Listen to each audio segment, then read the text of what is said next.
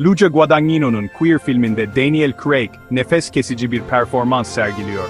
Karşılıksız aşkla ve yok oluşun cazibesiyle boğuşan William Lee rolünde Craig, izleyicileri büyülerken ruhunu ortaya koyuyor.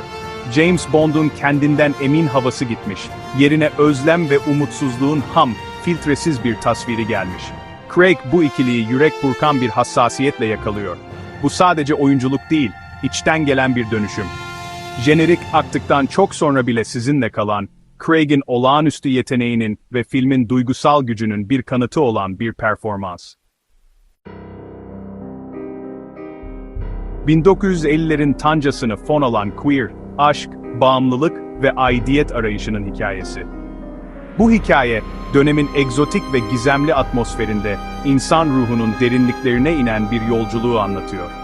Yakın zamanda ABD donanmasından terhis olan William Lee, kendisini Tanca'nın arka sokaklarının büyüleyici cazibesine kapılmış bulur. Bu yeni ve yabancı şehirde, Lee, kendi kimliğini ve hayatının anlamını aramaya başlar. Lee'nin, hem arzularını hem de korkularını somutlaştıran karizmatik bir serseri olan Allerton adında genç bir adama aşık olur. Allerton, Lee'nin hayatına beklenmedik bir tutku ve karmaşa getirir. Lee'nin Allerton'u takip etmesi, onu tüketen yalnızlıktan kaçma özlemi, umutsuz bir bağlantı ihtiyacıyla körüklenir. Bu takip, Lee'nin içsel çatışmalarını ve derin arzularını daha da belirgin hale getirir.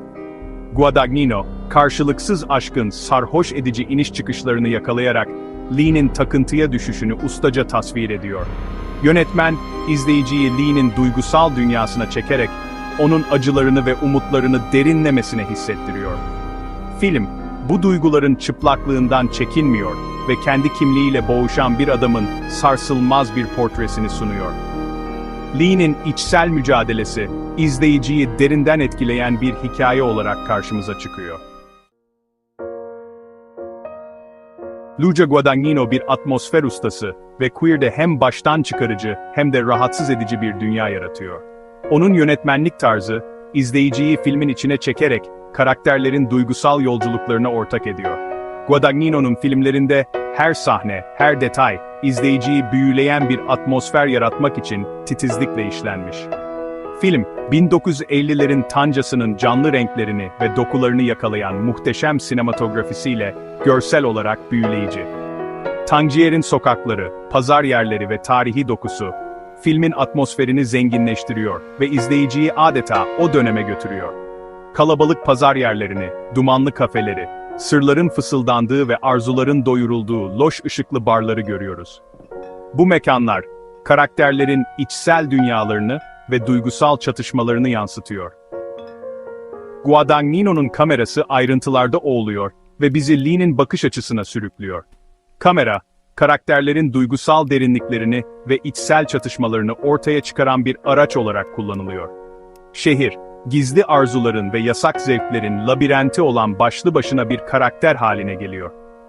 Tangier'in dar sokakları ve gizemli geçitleri, filmin atmosferini daha da yoğunlaştırıyor.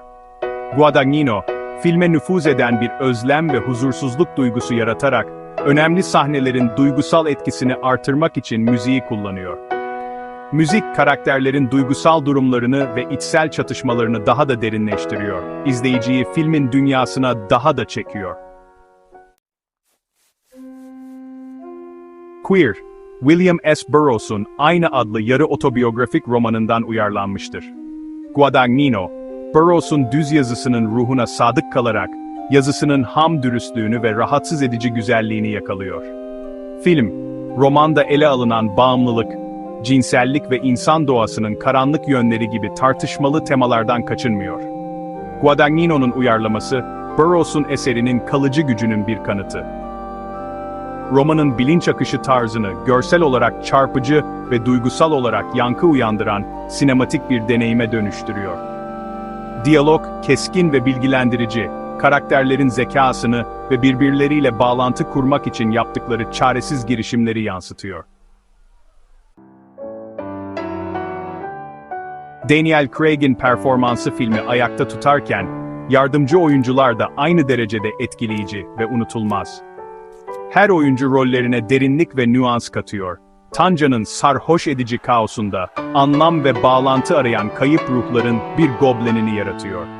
Birlikte, ortak deneyimleri ve daha fazlası için duydukları özlemle birbirine bağlı, toplumun sınırlarındaki bir topluluğun inandırıcı ve dokunaklı bir portresini oluşturuyorlar.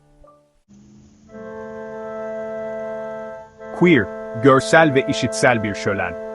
Bu film, izleyiciyi Tanca'nın büyüleyici dünyasına götürüyor. Görüntü yönetmenin adı, 1950'lerin Tanca'sının güzelliğini ve kirini eşit ölçüde yakalıyor. Eski fotoğraflar ve sokak sahneleri, dönemin ruhunu ve atmosferini mükemmel bir şekilde yansıtıyor. Film, klasik Hollywood sinemasını anımsatan sıcak, altın rengi bir ışıkla yıkanmış, ancak görüntülerde onu romantikleşmekten alıkoyan cesur bir gerçekçilik var.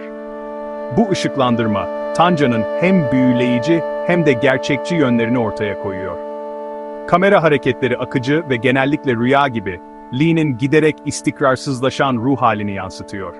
Bu akıcı hareketler, izleyiciyi karakterlerin duygusal yolculuğuna daha da yaklaştırıyor.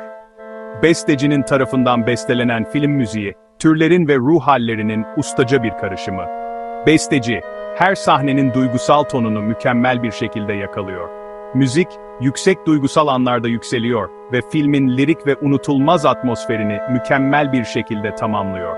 Bu müzik, izleyicinin duygusal tepkilerini yoğunlaştırarak sahnelerin etkisini artırıyor. Queer, jenerik aktıktan çok sonra bile sizinle kalan bir film. Çoğu zaman düşmanca ve acımasız hissedilen bir dünyada, aşk, bağımlılık ve kimlik arayışının unutulmaz ve etkileyici bir keşfi. Luca Guadagnino'nun ustalıkla yönetmenliği, etkileyici sinematografi ve güçlü performanslar, Queer'i sinematik bir zafer haline getiriyor. Bu, vizyona girdikten çok sonra bile izleyicilerde yankı uyandıracak, harika hikaye anlatımının kalıcı gücünün ve temalarının zamansız ilgisinin bir kanıtı olan bir film.